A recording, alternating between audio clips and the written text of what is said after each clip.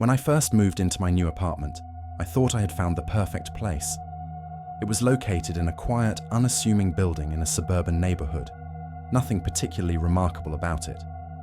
The rent was affordable, and my commute to work would be significantly shorter. Everything seemed ideal. The first few nights were peaceful, and I quickly settled into my new routine. But on the fourth night, something happened that I couldn't explain. Just as I was drifting off to sleep, I heard a faint scratching sound. It wasn't inside my apartment, but rather, it was coming from the hallway just outside my door. At first, I assumed it was one of my neighbors.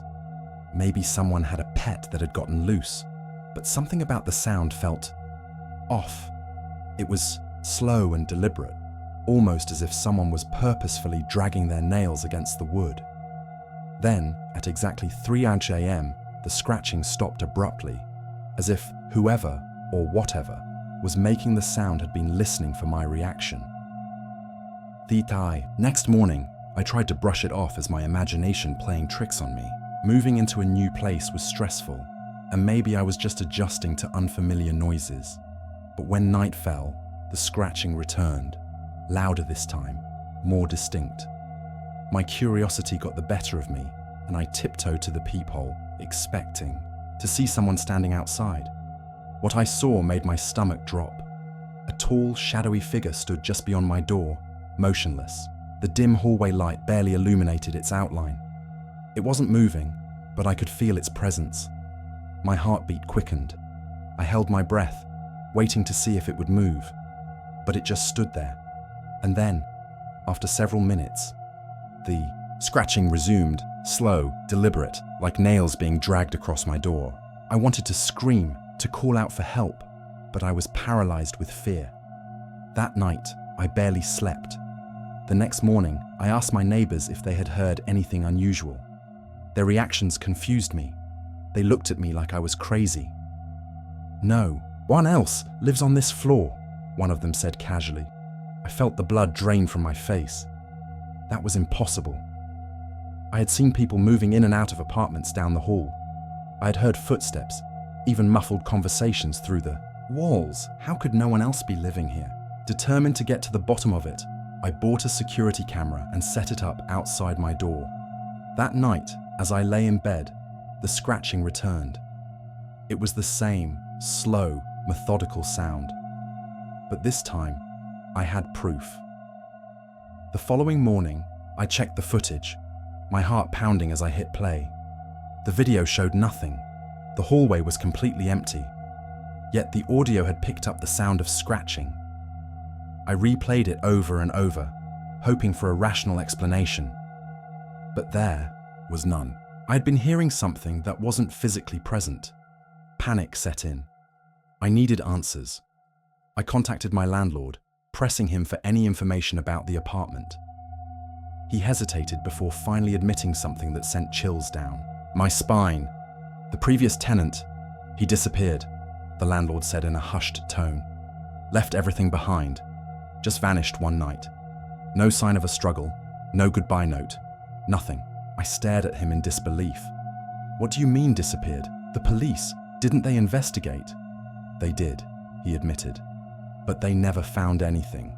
No signs of forced entry, no leads. It was like he was erased from existence." That night, I couldn't bring myself to sleep. I lay in bed, staring at the ceiling, waiting for the inevitable scratching to begin. And sure enough, at 3 a.m., it started again. But this time, it was inside my apartment. I sat up, frozen. The sound was coming from my closet. Slow, deliberate scratching. The same as before, but impossibly close. I knew then that I couldn't stay there any longer. I grabbed my things and ran. I broke my lease and moved out as soon as I could. But even now, in my new apartment, far away from that cursed place, sometimes in the dead of night, I swear I can still hear that slow, deliberate scratching, as if it followed me. When I moved into my college dorm, I was relieved to find out that I had been assigned a single room. No noisy roommates, No awkward small talk, just me and my own space. However, that relief didn't last long. The first night was uneventful, but by the second, I noticed something strange. The closet door was slightly ajar. I was sure I'd shut it before going to bed, but I dismissed it as my imagination. However, as the nights went on, more things began to feel off. Some mornings, I would wake up to find my chair pulled out, my books slightly rearranged. The air always carried a strange, musty scent, as if someone had been in the room all night. At first, I thought it was a prank. Maybe someone had a spare key. But after speaking to my RA, I learned that no one else had access to my room. One night, as I was drifting off, I heard rustling coming from the closet. My stomach clenched. I told myself it was just my mind playing tricks, but when I turned, over in bed, I saw something horrifying. The closet door was open again, and a dark shape loomed inside. It was hunched, barely visible in the dim light, its breath shallow and ragged. My blood turned to ice as the air around me grew unbearably cold. Then, the whispering began. It started as a low murmur, rising in intensity, a cacophony of unintelligible words swirling in the air. My heart pounded as I reached for my phone to turn on the flashlight. The moment the light hit the closet, everything stopped. The figure was gone. The door stood still. I spent the rest of the night with the lights on, my eyes glued to that cursed closet. The next day, I demanded to know the history of the room. My RA hesitated before revealing something chilling. Several students who had lived there before me had reported the same thing. Some had transferred, others had dropped out. One had even vanished entirely, leaving all their belongings behind. That night, I made my decision. I packed my things and moved out immediately. I didn't care about the hassle or the cost. Whatever had been in that room, it wasn't human. And I wasn't about to stick around to find out what it wanted. But sometimes, even now, I wake up to find my closet door slightly open. And I swear, in the darkness, I hear whispering. When I first moved into my apartment, I thought the thin walls would be my biggest problem. I could hear muffled conversations from the units beside me, occasional footsteps above, and the distant hum of a TV late at night. It was annoying but manageable until I started hearing the whispering. At first, I assumed it was just my neighbors talking late at night. But as the days passed, I noticed something unsettling. The whispers didn't seem to come from any specific direction. Sometimes, they felt like they were right behind me, other times just beyond the walls. Worse, they didn't sound like normal conversations. They were hushed, frantic, as if dozens of voices were all speaking at once, their words indistinguishable. One night, curiosity got the better of me. I pressed my ear against the wall, trying to make out the words. That was a mistake. The moment I leaned in, the whispering stopped. The silence was deafening. A chill ran down my spine as I pulled away. I told myself I was imagining things, but deep down, I knew something was wrong. Things escalated quickly after that.